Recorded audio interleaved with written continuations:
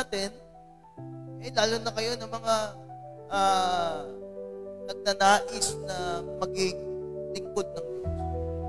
Ang goal natin, magamit ang buhay natin sa kalooban ng Diyos. Pag tayo ay may goal, dapat puti sa pananalig. Siguraduhin mo yung goal mo, successful. Ito na yung tamang panahon na para alam mo na yung magiging ikaw sa darating na panahon. Kasi kung hanggang ngayon, hindi mo pa rin alam kung ano magiging ikaw sa darating na panahon, walang mangyayari sa buhay. Ano dapat natin gawin? I-goal mong gawin kung ano. Win will set. Dahil kahit anong goal mo sa buhay, kung wala dyan ang presensya ng Diyos, nothing.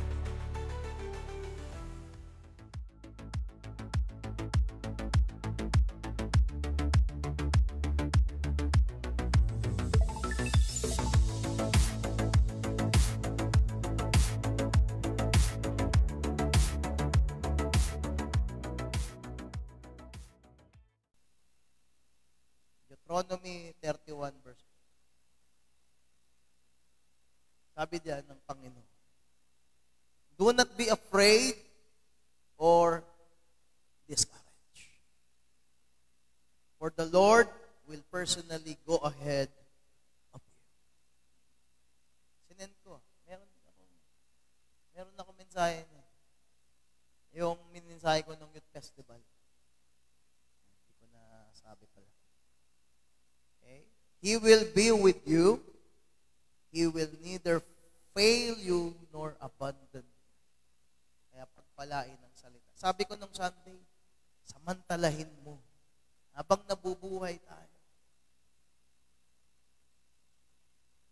Mabuhay tayo. Okay? Samantalahin natin. Bakit? Dahil meron tayong omnipotent. Pangako yun ng Panginoon. Samantalahin mo.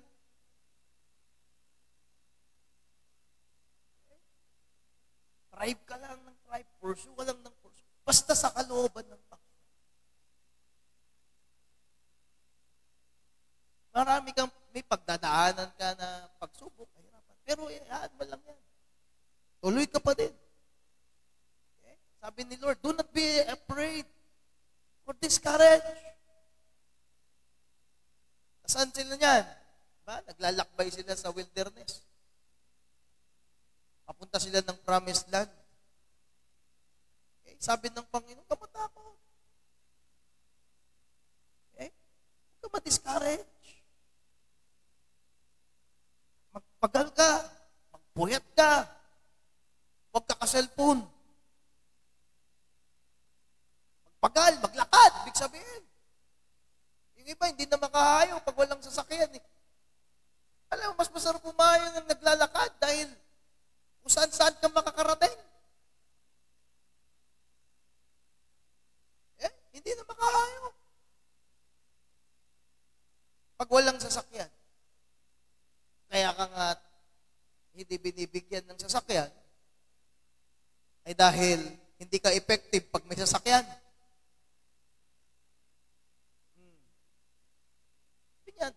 Do not be discouraged, for the Lord will personally go ahead of you. Kaya ang topic ko ngayon, work for your goals in faith, not fear. Ang goal natin, lalo na kayo ng mga nagnanais na maging lingkod ng Diyos. Ang goal natin, magamit ang buhay natin sa kalooban ng Diyos. Sa church. Tanungin mo yung katabi mo, ano bang goal mo? Maging milyonaryo? Ha? Sino dito gusto maging milyonaryo? Taas kamay. Sino? Sino gusto maging milyonaryo? Yung mga bata gusto nila maging milyonaryo. Kayo, ayaw niyo maging milyonaryo? Ha? Gusto niyo maging milyonaryo? Ngayon, hindi doon magtatapos sa gusto mo lang maging milyonaryo. kundi talagang lahat gagawin mo para mangyari yun. Sabi ko nga sa isang disciple, kung titigil ka na maglingkod sa Diyos, siguraduhin mo magiging milyonaryo ka. Kasi wala ka na ibang gagawin kundi magtrabaho. Ha? Wala ka na ibang gagawin kundi magtrabaho na magtrabaho. Ngayon, trabaho ka na ng trabaho, kasi hindi ka pa maging milyonaryo, ibig sabihin, hindi yun ang sagot. Nakikita mo sa Facebook na mga milyonaryo, kaya yan yumaman dahil mga sugarol yan. Ang nakikita mo lang sa Facebook, edited na yan.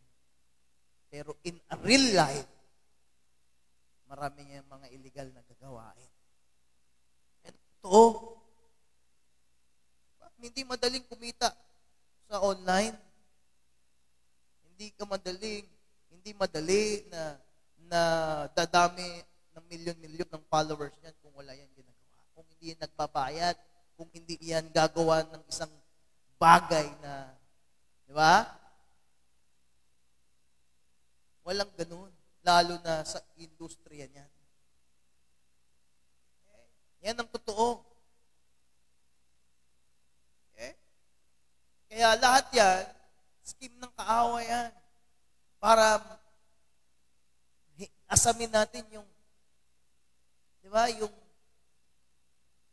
pride of life. Okay? Yung flesh.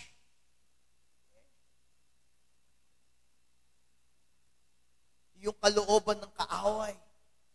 Yun yung asamin natin. Kaya, kapag tayo ay may goal, dapat kunin mo sa pananampalataya. Not in fear. Kapag i-work ka ng iyong goal, in faith. Okay? May goal ba kayo sa buhay niyo? Ngayong taon, meron ba kayong goal? Siguraduhin mo yung goal mo, magsasucess yung goal mo. Yung goal mo, hindi magbabago hindi mag-turn. Di ba? Hindi magkakaroon ng pagbabago. Yung buhay mo, walang impact. Hindi yung goal. Kasi kung goal yan, magpapabago yan ng buhay mo. Di ba? At tayo, tingnan mo si Jesus, nung tinawag niyang 12 alagad, anong goal ni Jesus? Gawin silang mga disciples. Kaya magmula sa kanilang mga propesyon, anong ginawa ng Panginoon? Si Matthew na tax collector, inalis niya sa pagiging tax collector. Si Peter at si Andrew, okay? Si John, na mga fishermen, ginawa niyang fishers of men. Kung ano yung goal ni Jesus, kung ano yung mission ng Panginoon na gawin niya yung kanyang mga alagad, ginawa niya. Tayo, anong gusto natin? Ano ang gusto mong maging?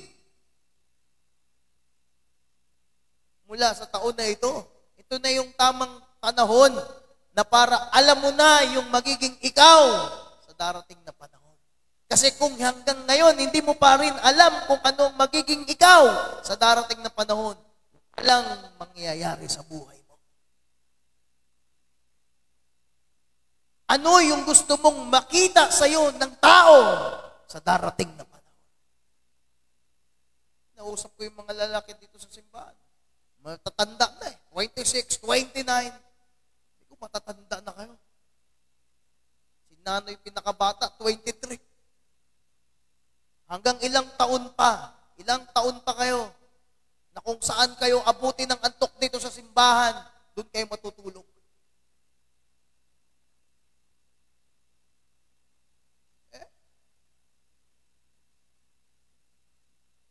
Kasi wala kang goal.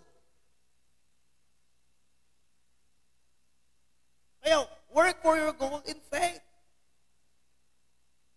Pananampalataya, walang tsamba, walang laki, walang swerte. Yan ang iyong tatandaan. Kailangan magdesisyon ka. Kung susunod ka ba sa Panginoon o hindi. Ang goal natin, matupad yung plano ng Diyos sa buhay. Makita mo ang sarili mo, hallelujah, na may tinuturuan kang mga tao sa salita ng Diyos. Makita mo yung sarili mo, ikaw. Makita mo yung sarili mo, na kapag may gawain, may akay-akay kang kaluluwa. Inaalagaan mo yung mga kaluluwa yan. Dinidisciple, tinuturuan mo sila. Nililid mo sila. Minimentor mo sila sa gawain ng Panginoon. Hanggang sila ay maging mga disciple din ng Panginoong Hesus. Yun dapat makita mo sa sarili mo. Diba? Na hindi mo nakikita ang sarili mo na buong taon na ito, nandyan ka lang sa loob ng bahay mo. Gigising ng umaga, magluluto ng almusal, magluluto ng tanghalian, magluluto ng hapunan. Makita mo ang sarili mo na ipinapangaral ang salita ng Diyos sa mga kapatid mo, sa mga kamag-anak mo, sa mga kapitbahay mo, sa mga unbeliever na nangangailangan ng kaligtasan. Makita mo sa taon na ito na ang buhay mo ginagamit ng Diyos. Hallelujah, sa pananalangin ng may sakit. Makita mo ang buhay mo na ginagamit ka ng Diyos. Na may mga taong nakakalaya, may mga taong, hallelujah, napapalakas. Nababago ang buhay. Kung gusto mong makita ang buhay mo ngayong taon, napasimba-simba lang. Napakinig-kinig lang. Walang mangyayari sa'yo kung tagapakinig ka lang. Amen? Makita mo man lang sa page yung picture mo, nangangaral ng salita.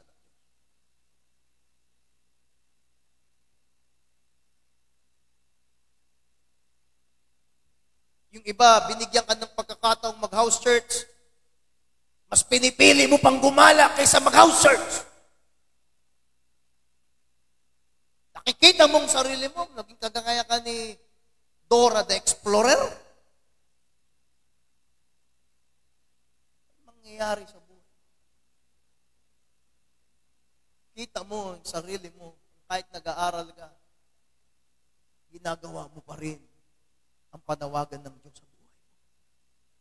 Yung calling. Ano yan? Calling of salvation. Hallelujah. Kahit ikaw ay isang nanay. Hallelujah. Kahit ikaw ay isang tatay. Kuya, ate, bunso, sino man. Makita mo sa taon na ito na ang goal mo, Lord, maging preacher ako ng iyong salita. Sabi ng Panginoon, di ba? Preach the gospel. Preach the gospel into all the world. Kanina yan, kinuman ng Panginoon. Hindi lang sa atin, hindi lang sa mga pastor, sa lahat ng mga anak ng Diyos.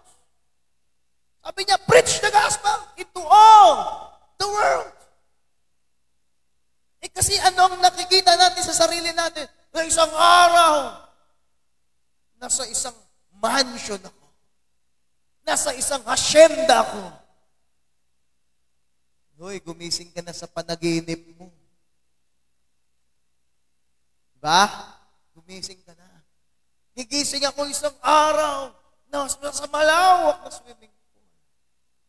That is dreams.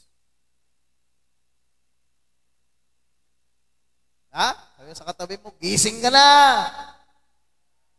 Di yan totoo. Ha? Yan ba ang gusto mo? Yan ba ang goal mo? Imaginein mo na lang. Oh. Tignan mo na lang. Okay?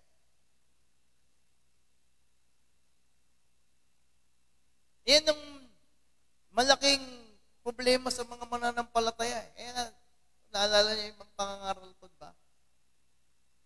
Ano yung umpisa ng mga mananampalataya? Iniwan na nilang lahat kasi nasumpong na nila ang Panginoong Hesus. Kung ano yung iniwan ng mga early Christian, yun naman yung dinampot ng mga Christians ngayon. Sila, diba? Iniwan nila ang lahat, pati ari-arian nila. Okay? Yung iba, namundo lahat dahil para hindi sila, di ba? Yung because of their faith. Tayo ngayon, malaya naman natin nagagawa. Pero ang problema, hindi natin focus yung ating pananampalataya. Kaya mas lalo kang naghihirap. Kaya mas lalong hindi nasusolusyonan yung pangangailangan mo kasi hindi mo sinusunod yung sinasabi ni Jesus na, seek first the kingdom of God and His righteousness and all these things will be added unto you. Palagi ka lang doon sa added, pero ayaw mong isik yung kingdom at isik ang kanyang righteousness. Hindi matatapos yan. Sabi ko, hindi mo mapapatigil ang taong magtrabaho. Bakit? Dahil may pangangailangan. Isang kahig, isang tuka yan. Anong gusto ng Panginoon? Umalis ka doon sa isang kahig at isang tuka.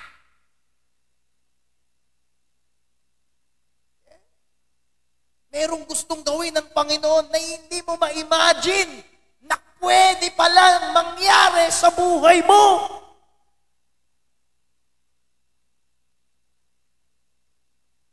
Amen. Kung sasampalataya ka lang, merong pwedeng gawin ng Diyos sa inyo. Yun ang payag ng Panginoon. Na hindi mo naiisip nga, wala nga sa isip mo eh. Pero nasa Panginoon. Hindi ko naman din masabi. Basta sinabi lang sa Ephesians chapter 3, verse 20, meron siyang kayang gawin na hindi natin naiisip. Diba kagaya sa Acts chapter 3, humingi lang siya ng barya. Hindi niya naisip na makakalakad pa siya. Hindi niya naisip. Basta ang ine-expect niya lang, barya. Konting kita.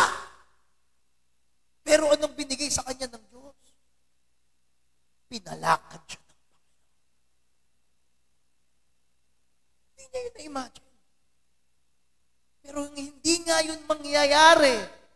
Yung hindi mo na nai-imagine na gagawin, na pwedeng gawin na para magkaroon ng transformational power ang Diyos sa buhay mo.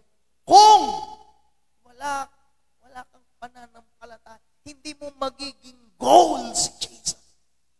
Hindi mo magiging goal, hallelujah, mag-akay ng kaluluwa. Hindi mo magiging goal na gawin ng salita ng Diyos. Hindi mababago. Sabi doon sa Hebrew, namatay na lang sila, pero hindi natupad ang pangako sa kanila. Kakahintay nila ng pangako, hindi natupad sa kanila ang pangako. Kasi wala naman silang ginawa sa pananampalataya na meron sila. Ano dapat nating gawin? I-goal mong gawin kung ano yung kalooban ng Diyos. Win, build, self. Kahit sino ka pa. At ang Diyos, kikilo siya. Tingnan mo kami. Hindi mo naman namin ma-imagine. Hindi rin namin naisip na ganito yung gagawin ng Panginoon sa buhay namin. Magulong, bago kami lingkod sa magulong buhay namin. Nasa trouble ang buhay namin. Pero sumunod lang kami. Humayo kami. Kinikwento ko kanina kina Anoy at saka kay Ryan. Maraming beses nangangaral, walang laman ng aking tiyan. Walang laman. Hindi kahit sabaw. Humahayo kami, house church namin, wala akong panggasolina. Walang laman ng perang bulsa ko, wallet ko, wala. Pero ang goal ko, makapagbukas ng gawain.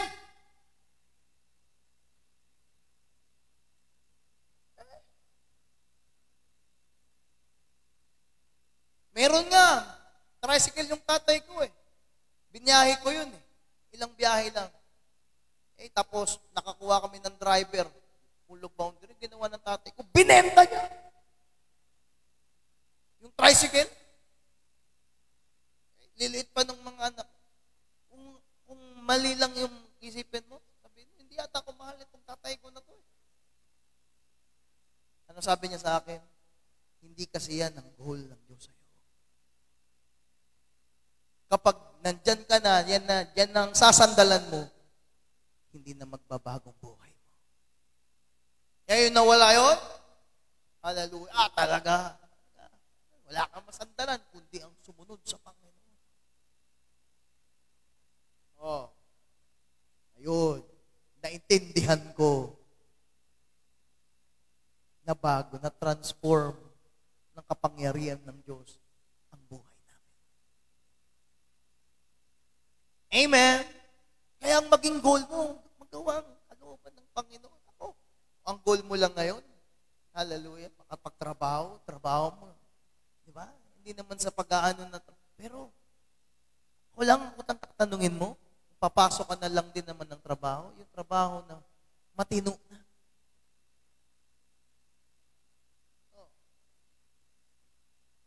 Nagsabi sa akin, may edad na. Magbo-boyfriend siya. Pasok sa relasyon. Isip ko lang. Kung sa panibagong pagkakataon, magbo-boyfriend ka. Aba, yung babaguhin na yung buhay mo. Hindi yung sa pangalawang pagkakataon, kumuha ka pa nung mas mahirap sa'yo. Diba? Hindi ka nag-iisip. Nag-gets nyo ba yung ibig sabihin? Diba? So kung magbo-boyfriend ako, diba? O mag-girlfriend ka, diba? Tapos, mas magiging mahirap ka pa kaysa dun sa unang naranasan mo. Okay na lang ako mag-isa. Diba? Kasi kapag gano'n, ikaw yung klase ng tao, wala kang goal sa buhay. Oh. Sa madaling salita, kung hindi ka magpapastor, ayaw mong maging goal yung plano ng Diyos sa buhay mo. Kung mag-aasawa ka na lang din naman, yung magpapabago na ng buhay mo. Pero kung paghihirap ka lang, hallelujah, bigay mo na lang yung buhay mo sa Panginoon. Di ba? Kung material lang din naman ang habol mo, naku, kawawa ka lang. Yung iba, walang ganyan eh. Basta, puso ang sinusunod eh. Sabi ng Bible, mandaraya ang puso, mahalay ang puso, makalaman ang puso. Kaya sabi ng Panginoon, papalitan ko yung puso mo. Ang pusong galing sa Panginoon. Oh, pag pusong makalaman, kapag natikman mo na ang laman, tapos niyan, wala na. Muhi na. Hirap na. Laman ang nagdadrive sa'yo. Hindi yung goal na nagwo-work sa iyong pananampalataya. Wala kang faith goal. Yan ang ating tatandaan. Mga kapatid, hindi ka lang magpagamit ng buhay sa Panginoon. Sayang yung buhay. Sayang yung potential. Kaya kung meron kang goal, sa pananampalataya mo, i-work. Huwag sa takot lang dahil takot ka. Baka darating na panahon, ganito, ganyan, paano, dami mong tanong. Okay? Number 1, work for your goal in faith. Acknowledge God's presence. You can be confident God is with you and that He is working through every circumstance and situation in your life, including your big goal. Kung may goal ka, i-acknowledge mo ang presensya ng Diyos. Dahil kahit anong goal mo sa buhay, kung wala dyan ang presensya ng Diyos, nothing yan. Malungkot lang yan. Away, gulo, hinagpis, sama ng loob, lang ang mararanasan. Siguro kayong mga kabataan, hindi ka pa naniniwala kasi hindi mo pa na-experience. Pero sabi nga, napakinggan ko, matuto ka sa karanasan ng iba. Kasama din yun sa pagtatagumpay. Bakit kailangan mong i-experience para matuto ka?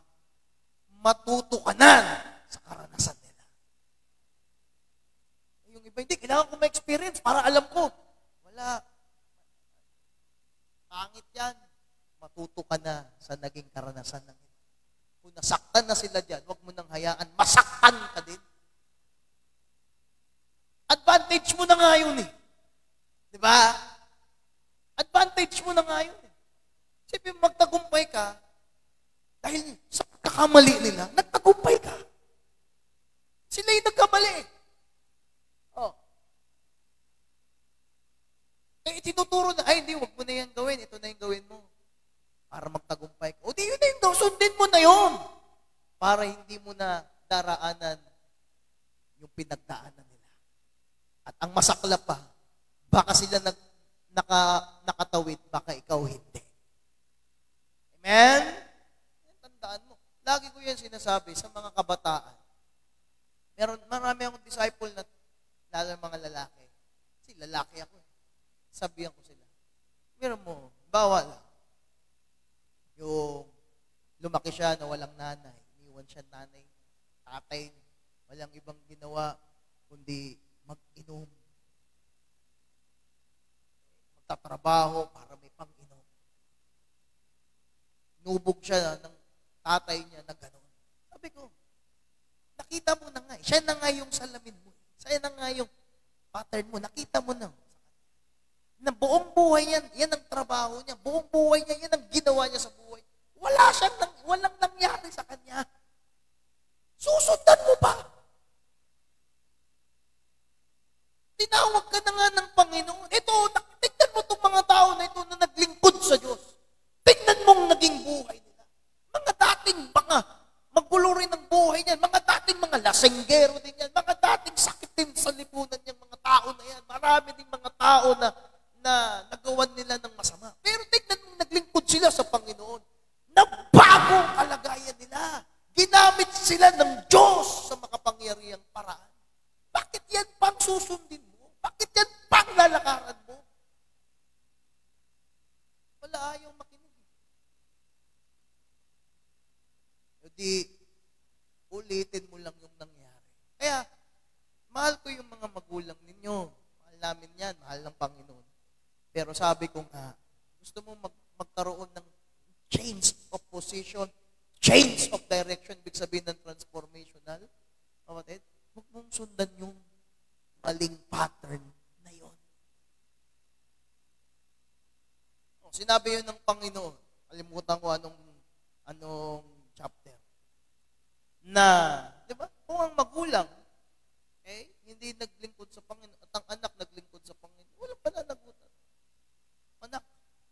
Basta pinili ng anak naglingkod sa Diyos, pagpapalain nyo ng Diyos. Hindi naglingkod yung magulang. Pati anak, damay. No. Kung ang magulang mo hindi naglingkod sa Panginoon, ikaw anak, naglingkod ka sa Diyos, pagpapalain ka ng Diyos. Hindi yung tatay mo, ikaw ang pagpapalain. Ikaw yung naglingkod sa Kanya. Ang mapalad niya kung ang magulang mo naglingkod at sinundan mo yung yapak nila na maglingkod at sumunod sa Diyos.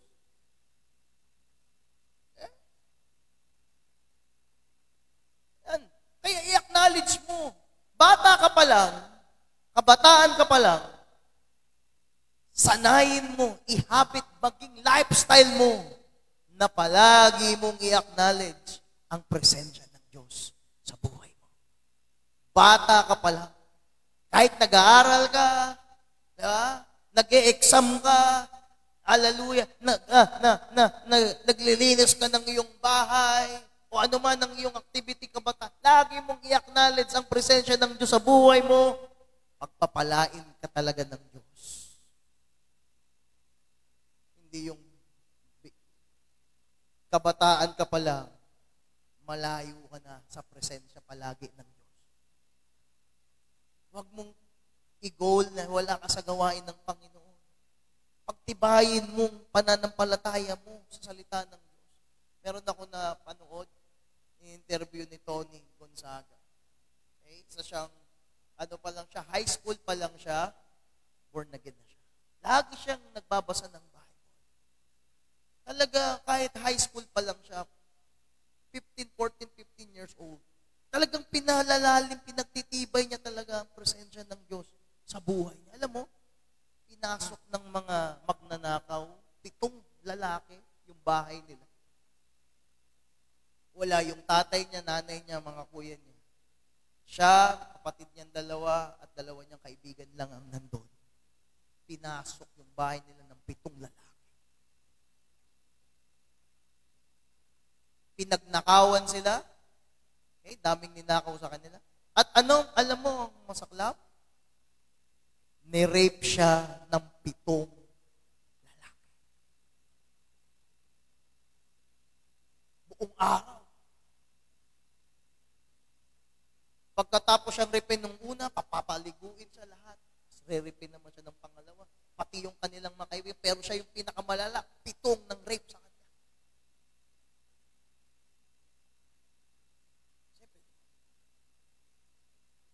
Okay. At habang nandoon sila, kasi balak na silang patayin, may kumatok na kaibigan. Hindi siya nagpanik. Sabi niya, binigyan siya ng Panginoon ng presence of mind kung paano yung gagawin niya. Para masignalan niya yung kaibigan niya na mayroong pangit na nangyayari sa loob ng bahay nila. Binigyan siya ng Diyos. Kahit ganun na yung nangyari sa kanya, binigyan pa din, sabi niya, binigyan pa rin ako ng Lord ng wisdom paano yung gagawin. At dali-dali, na bigyan niya ng message. Kaya yun na yung time na para papatayin sila. Pero niligtas sila ng Panginoon. Para umiksi yung story. Ano mong ginawa niya? Pinatawad niya yung 7 lalaking nang rape sa kanya. Sabi niya, hindi ko sinisi ang Diyos. Bakit nangyari yun sa akin? Hindi ko sinisi ang Diyos. Kung bakit kahit mananampalataya ako, anak niya ako, bakit nangyari yun sa akin? Sabi niya, hindi ko sinisisi. Sabi niya, pinamuhay ko ang salita ng Diyos. Yung mga nababasa at natututunan ko sa aking pastor sa church, pinamuhay ko, in-apply ko, in-work out ko doon sa pangyayari. Nang sabi, ipaubayan niyo sa Panginoon, siya ang maghihigante. Hindi siya nag-file ng case. Hindi siya nag-file ng kaso. Alam mo, yung 7 ng rape sa kanya, namatay lahat yun. Napatay ng mga pulis. Batas. Ang ginamit ng Diyos para hatulan yung 7 gumawa nun masamang ng rape sa kanya. Okay? Tapos, hindi niya inisip na masisirang buhay niya dahil sa nangyari. Dahil sabi niya, Panginoon, meron kang magandang plano sa buhay ko. Kung hindi mo in-acknowledge ang Diyos sa iyong buhay, ganun pa lang mo nangyari, baka gusto mo nang mamatay. Baka gusto niya na magpakamatay. Pero lahat, iniyak niya sa Panginoon. Ngayon, naglilingkod sila. Nakapangasawa siya na naglilingkod sa Panginoon. Okay? Parang si Joseph yun na pangasawa niya.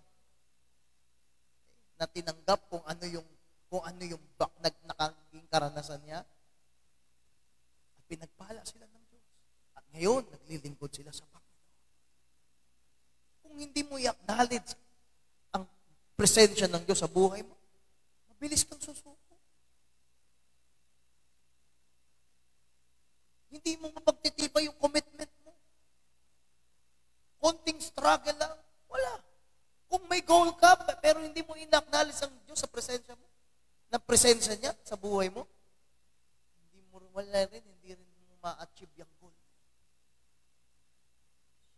Okay? Kahit ano pang matapos mo. Kaya sabi diyan, okay, kapag confident ka na God is with you, diba? Sa iyong ginagawa, Lord, kasama kita. Kasama mo ako. Nasa buhay kita. Sabi ni Jesus John chapter 15, ako'y nanatili sa iyo, nanatili ka rin sa akin. Kung ikaw ay hiwalay sa akin, ako'y hiwalay sa iyo. Kapag nasa iyo ang Panginoon, He is with you, He is working in every circumstances and situation in your life. Lalo na sa big goal. Okay? Sasabihin ko sa iyo, kapag ginol mo si Jesus, yung mga hindi mo iniisip, inaasahan na maaabot mo, ipaaabot ng Diyos.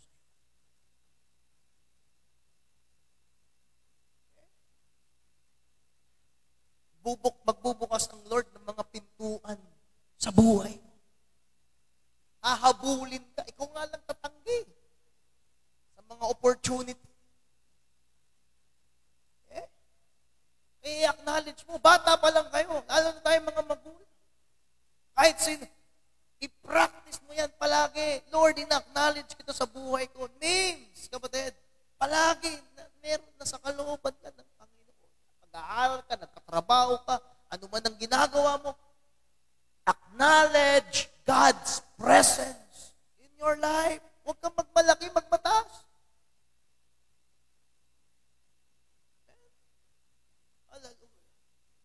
Kailangan unang buwan pa lang ng taon, may nangyayari na. Tandaan mo. Ano mangyayari sa middle, sa katapusan? Wala na. Kailangan, umpisa pa lang ng buwan, mayroon nang nangyayari. Okay? Meron nang inaabot at meron nang naaabot para yung mga susunod. Hallelujah. Mag-i-increase na lang yan ng mag-i-increase. Kung ngayon buwan, ano muna ako ngayon, pahinga muna. Puro pahingang buhay mo. Hindi naman panahon ng pagpahinga ngayon. Di ba? Panay hintay ka. Hintay ng tawag. Hintay ng confirmation. Puro ka hintay. Walang mangyayari sa'yo. Tandaan mo yan. Hallelujah. Lumabas ka ng bahay mo. Huwag puro happenings. Ang gusto mong mangyari sa buhay mo, kailangan meron kang gawin. Do something sa Panginoon. Amen? Na makapagpapabago ng iyong kalagayan. Yan ang iyong tatandaan. Amen? Oh, number 2, watch for signs of God's work in your life. Kailangan may signs ang Diyos sa buhay mo. Sabi diyan, you may not see the fruit of your labor at first, but look for the little sprouts sticking up out of the ground. So yung paglilingkod sa Panginoon, makitaan mo lang yan kahit na konting. Di ba? Pagbubuo. Pagbabago. Taon na ito, huwag kang mag-umpisa na pawala-wala ka. Huwag kang isa na kawawa ka lang. Wala ang mangyayari. Yun ang nakakalungkot. Kailangan may mangyari. May experience mo. Magbibigay ang Diyos ng sign sa'yo. So, God is working even when it's not obvious. Okay? He is working. Kaya kami, hindi ako titigil. Basta gagawa lang ako, Lord. Sa abot at higit makakaya ko, maiisip ko. Gagawa ako, kikilos ako, Panginoon. Kasi bakit? Dahil alam ko, kapag ako ay sumunod gumawa, God is working. Mayroong pagpapalain niya ng Diyos. Pagpapalain niya. Kaya unang buwan pa lang, marami na kaming ginagawa. Hallelujah. Sunod. Hanggang, hallelujah, ang buhay mo. Diba? Kahit hindi ganun kabilis. Ilang. Pero darating ang isang araw, makakatiming ka din. Diba? Kagaya paglipat natin dito. Timing lang yan. Isang palatandaan yan na God is working. He is working. Diba? May pagdalaw, may pagbisita ang Panginoon. Tingnan mo. Diba? Kay Abraham, binisita siya ng Diyos. Dinalaw siya ng Panginoon. Hallelujah. Nagbagong buhay. Kaya He is working. Trusting God is working will help keep you from fear and discouragement. Kaya huwag kang matakot at ma-discourage. Kapatid.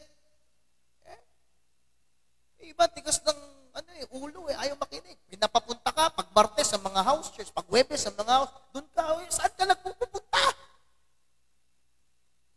Hindi marunong sumunod.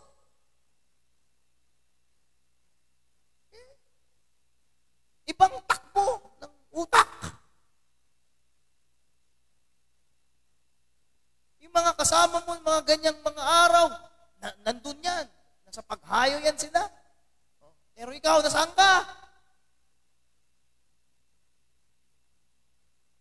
Yan ang nagpapakita.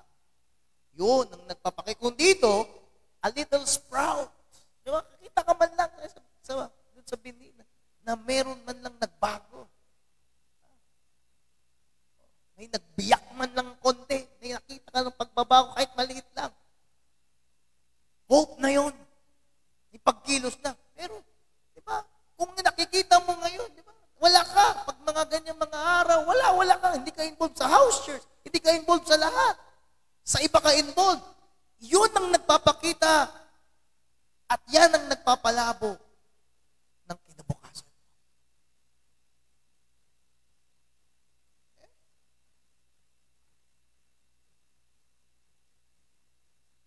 Imbis na may isang tao na kumunik sa'yo, may isang tao na gamitin ng Panginoon para itupad-tupadin yung kanyang kalooban sa buhay. Ang mangyayari, may isang taong dadating sa'yo para sirain yung buhay mo. Yung paglilingkod mo. Ilayo ka sa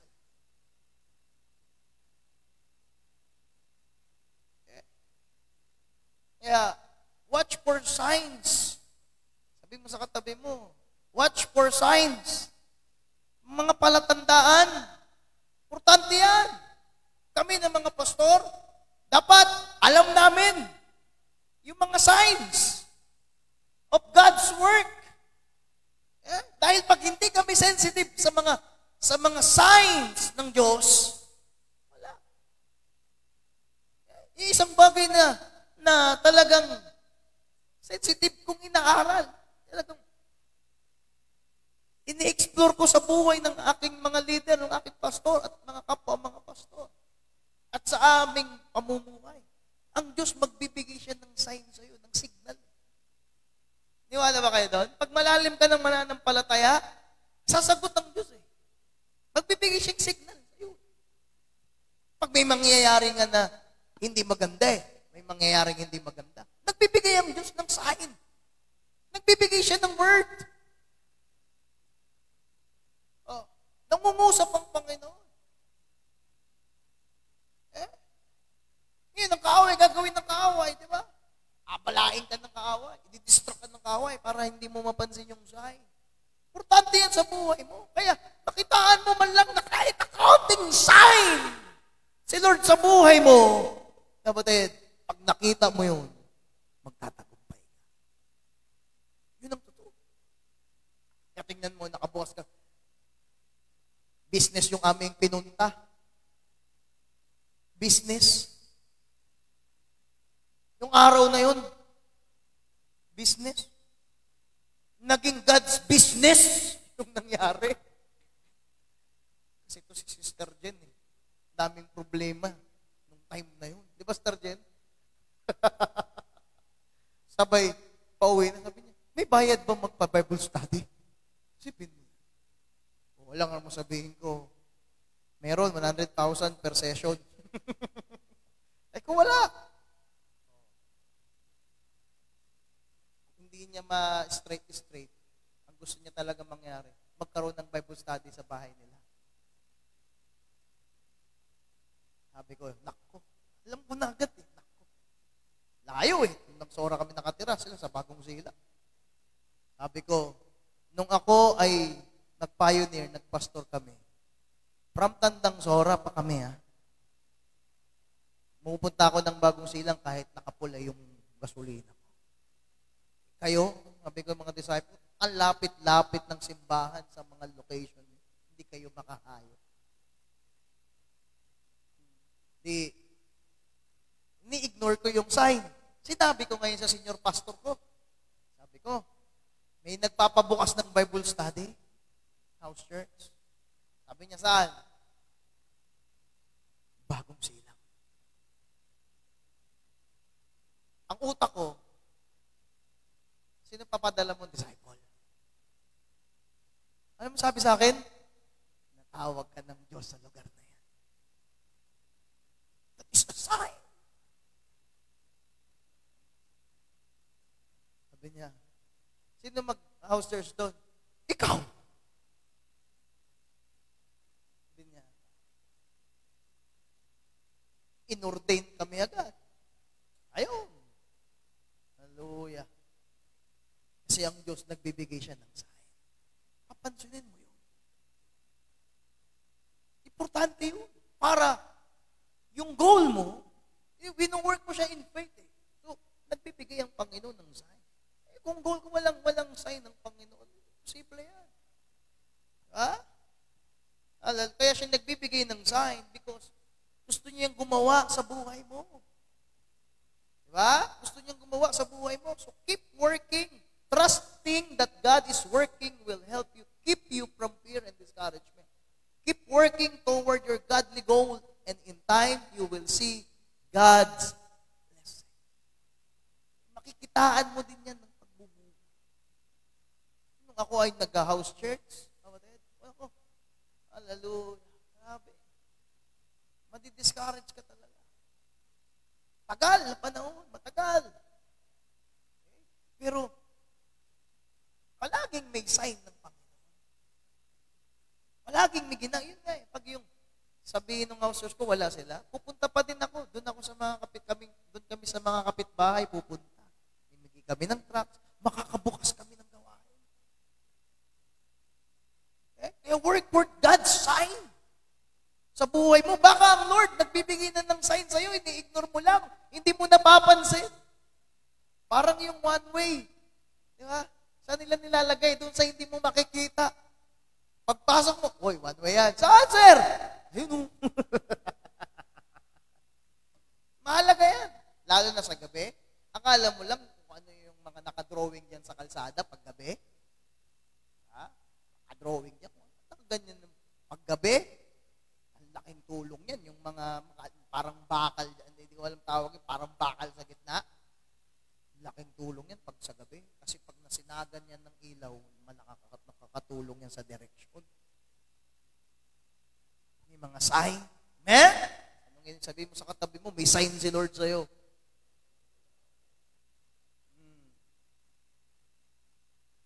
Yan ang totoo. Ano lang tayo, naghihintay lang tayo, asal lang tayo ng asa.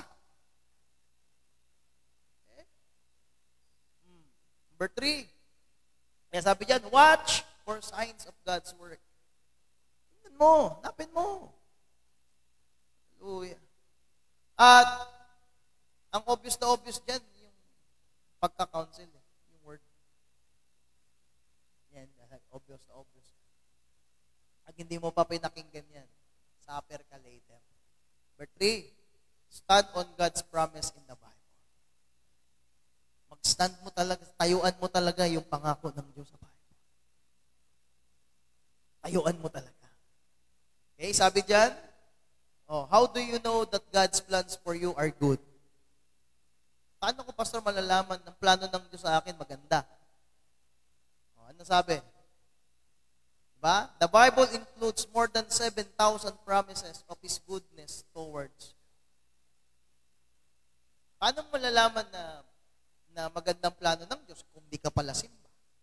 Kung hindi mo alam ang pangako niya, hindi mo yan. Nasa Bible lang naman yan. Hindi mo alam, paano mo ngayon? Ngayon, dahil hindi mo alam na maganda ang plano ng Diyos sa'yo, hindi ka doon lumalakad. Sa iba ka lumalakad, sa ibang plano ka lumalakad, sa ibang goal ka lumalakad. Kaya sinabi na yun ni Jesus, makamtan mo man ang lahat ng bagay sa mundo na ito. Lagi ang kapalit, kaluluwa. Tandaan mo, kahit ano ang mitiin mo sa mundo, kaluluwa mong kapalit.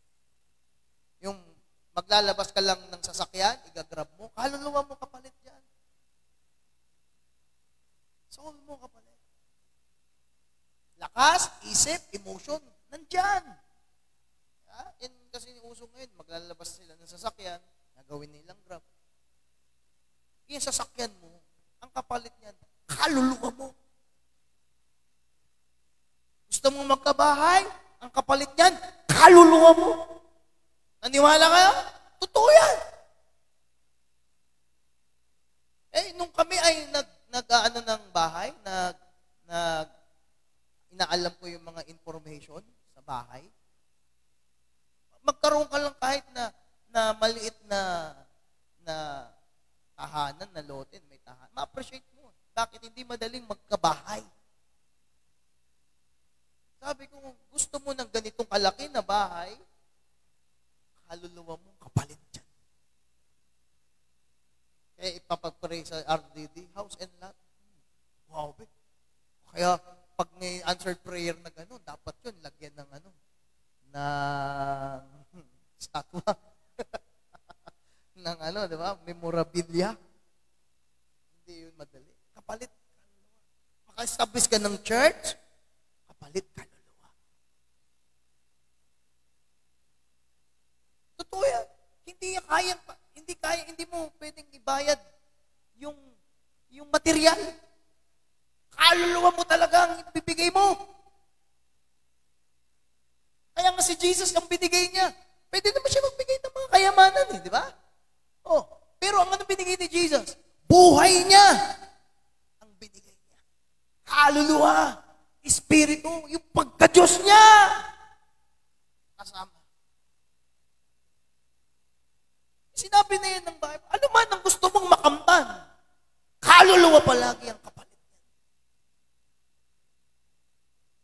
Kaya nga tayo ang tawag sa atin. Diba? Soul winner. Ano natin? Yan yung pinimithi ng kaaway. Yan yung pinimithi ng mundo. Handang ibigay ng mundo lahat. Bigay mo lang kaluluwa mo.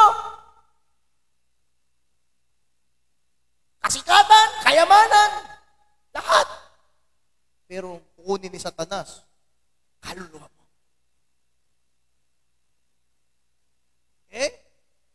Anong tawag sa atin? Soul winner.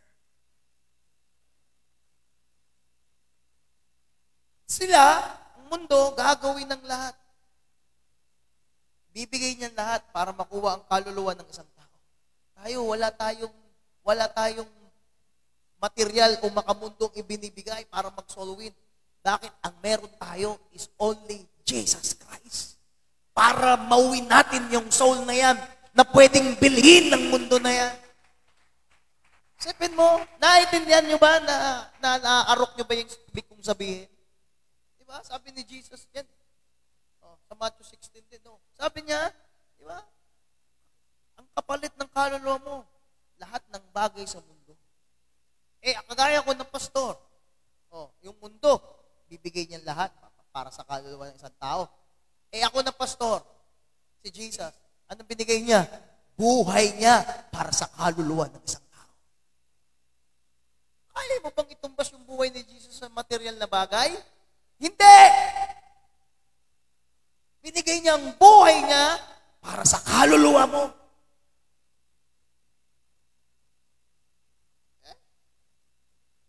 Kaya, maraming pangako ang Panginoon. Kaya dapat malaman mo. Because He wants you to learn to trust Him, to have faith instead of fear. Tandaan mo, pag natatakot ka palagi, nag-aalilangan ka, yan ang magpapahirap sa'yo. Kinakaladkad ka niyan palagi, pababa. Yang takot na yan. Kakalad ka rin ka niyan palagi, pababa. Kahit anong pasukin mo nga. Totoo eh. Kahit anong gawin mo nga.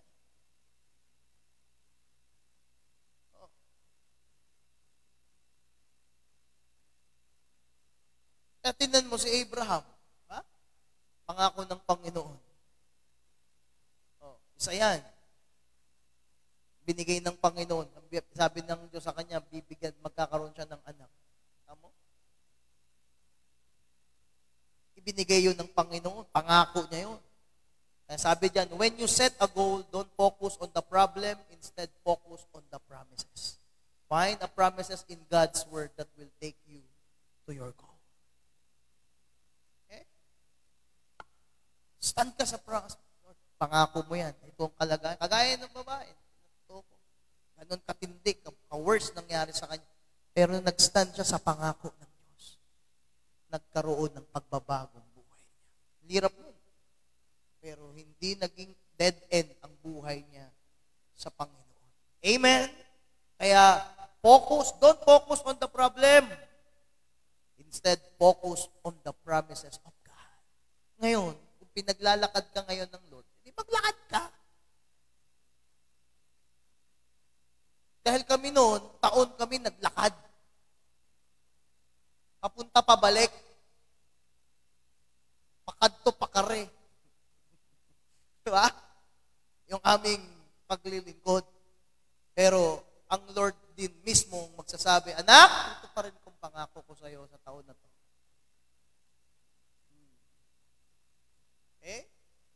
Ngayon, gusto mo matupad yung pangako ng Diyos sa buhay mo, gusto mo may magbago sa buhay mo, kapatid.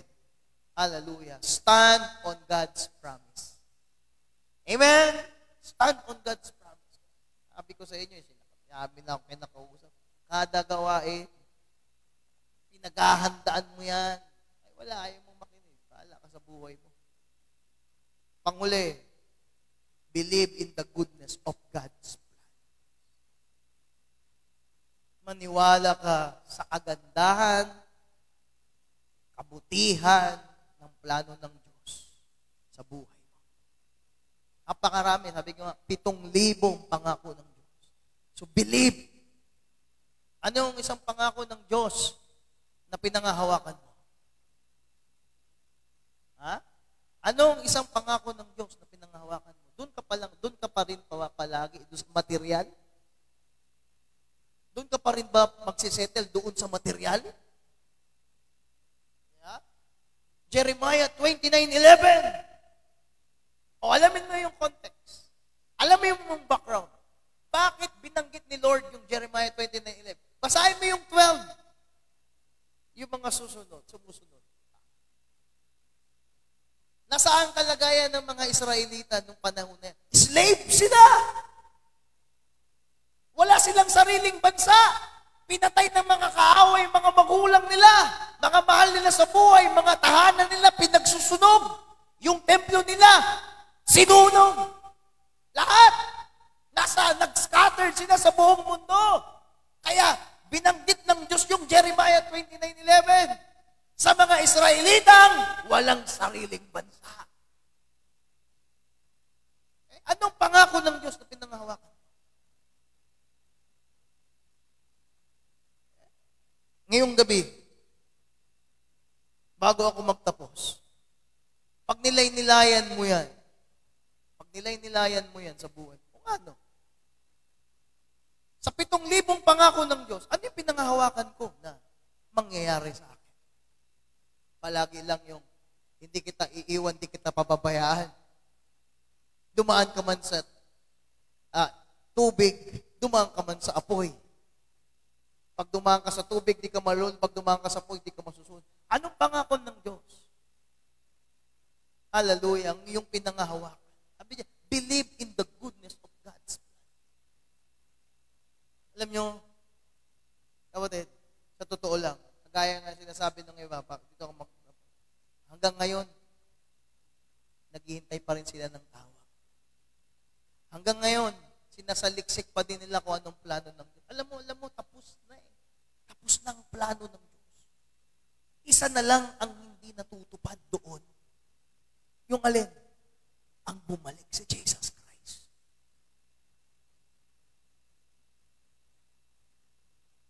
Alam mo, tatapatin ko na kayo. Ay, mga nasa online, naka-live pa rin ba? Tatapatin ko na kayo, ha? Sabihin ko na ng direkta. Kasi ito talaga yung, sa totoo lang, ito talaga din talaga yung plano ng mga Israelita. Bakit sila sumunod papunta ng lupang pangako? Ang alin? Ang yumaman.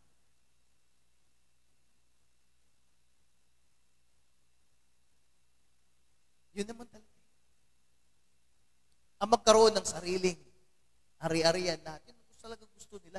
Pagdating nga ng promised land, puro higante. Sabi niya, uwi na tayo. Oh. Akala ko ba, pagdating dito, naka-ready na, matutulog na lang tayo, naka-aircon na. Eh bakit pagdating yan, puro higante yan? Ang dami na nakapamahay dyan. Sabi mo, Lord, sa amin na to. Binigay mo na to sa amin. Alam mo, ang gusto talaga ng maraming mananampalataya, yun. Kahit kayong mga estudyante,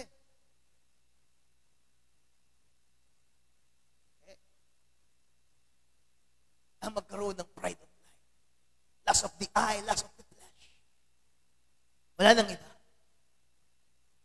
Pero kung maniniwala ka sa plano ng Diyos, hindi yun ang pipuntiryahin mo. Hindi yun ang pupuntiryahin mo. Ako sa buhay ko, nung wala pang Panginoon, wala akong pangarap sa buhay. Akala ko ang tao din na mamatay. Oh, pangdyan lang sila. Wala akong pangarap. Wala akong goal. Wala akong pangarap. Gusto ko lang mag-basketball, mag-chess, gumala, magkape, manood ng palabas. Adik akong manood ng mga movies. Mahilig akong manood niyan. Oh. May mga story. Okay? Wala akong pangarap, wala akong goal. Nung nakilala ko ang Panginoon, wala pa rin akong goal.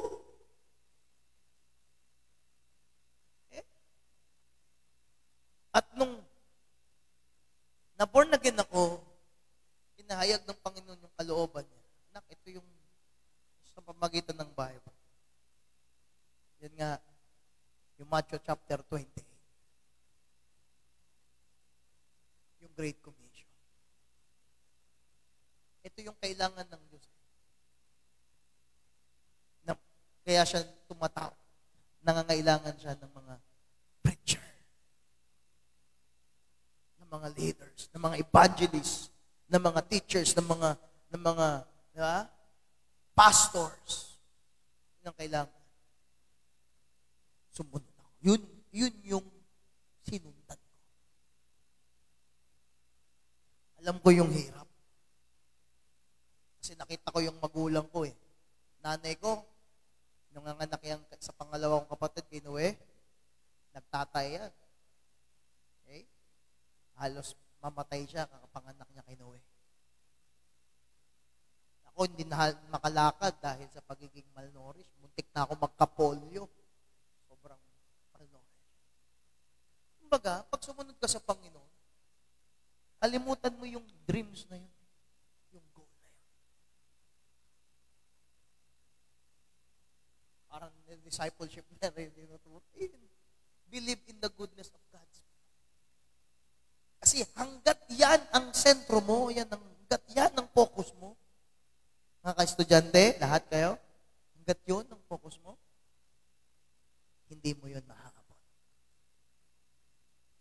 Amen? Hindi mo yun maaabot. Kung yun ang focus ko, hindi ako makakapagpatuloy sa Panginoon. Kaya, noong nag-demand na yung gawain na kailangan, dito na kami tumira. Ang hirap pumiwalay, di ba? Mula pagkabata hanggang pagtanda mo, nandun ka makatabi mo yung mga mahal mo sa buhay. Dito kami nagdesisyon na tumira. Wala kaming kakilala, nangupahan kami. Wala akong ibang isip. Kung ano man, biyaya at abag ng Panginoon na ganyan-ganyan. Kundi ang ipangaral, maghubog ng disciple, ng leader, at mag-launch out ng mga pastor. Inalimutan ko, wala nga akong pangarap nung binata ko eh.